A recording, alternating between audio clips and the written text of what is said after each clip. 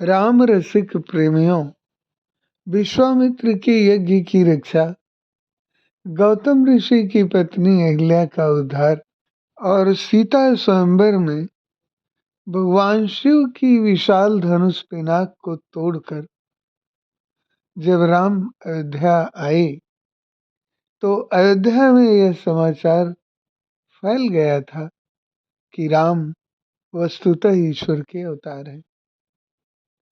और कुबड़ी का भगवान से मतभेद चल रहा था, क्योंकि कुबड़ी को जो कुबड़ भगवान ने दी थी उसका मानना था कि भगवान ने उसे कुबड़ देकर उसके साथ बहुत बड़ा अन्याय किया है।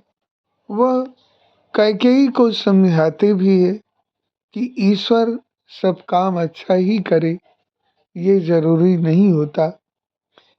तुम मेरी कुबड़ की तरफ देखो, इसी कुबड़ के कारण ही हमें निंदनीय कर्म करना पड़ता है।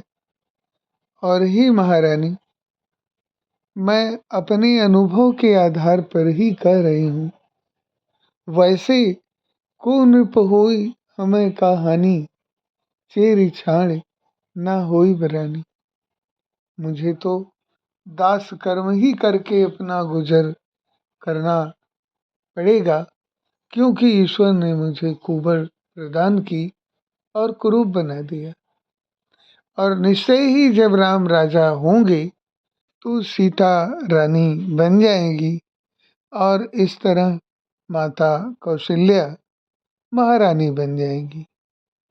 और ही रानी, जब महाराज दशरथ नहीं होगे तो मेरी तरह तुम भी दासी बन जाओगी और कौशल्या के आदेश पर तुम्हें चलना होगा और इस राजमहल में तुम्हारी भी स्थिति वही हो जाएगी जो मेरी हो रही है।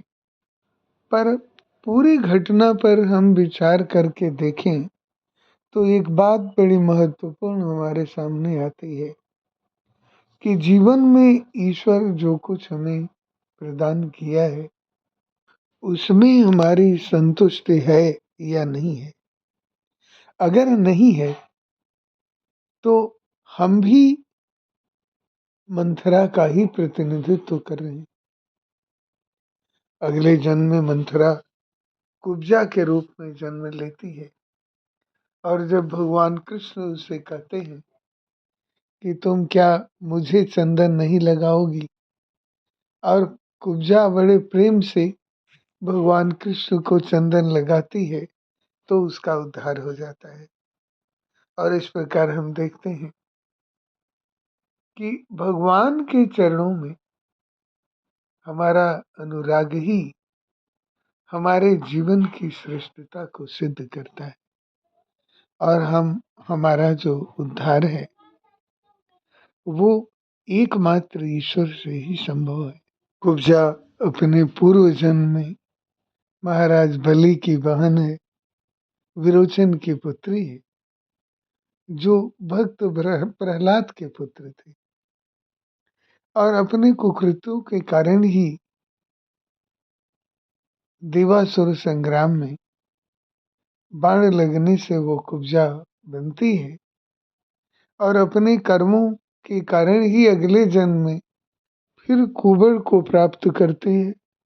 फिर अगले जन्म में जब कुब्जा का हृदय परिवर्तन होता है और प्रेम से जब भगवान कृष्ण को चंदन लगाती है तो उसका उद्धार हो जाता है। आप सबका भी ईश्वर से अनुराग हो और भगवान आप लोगों का कल्याण करे। धन्यवाद।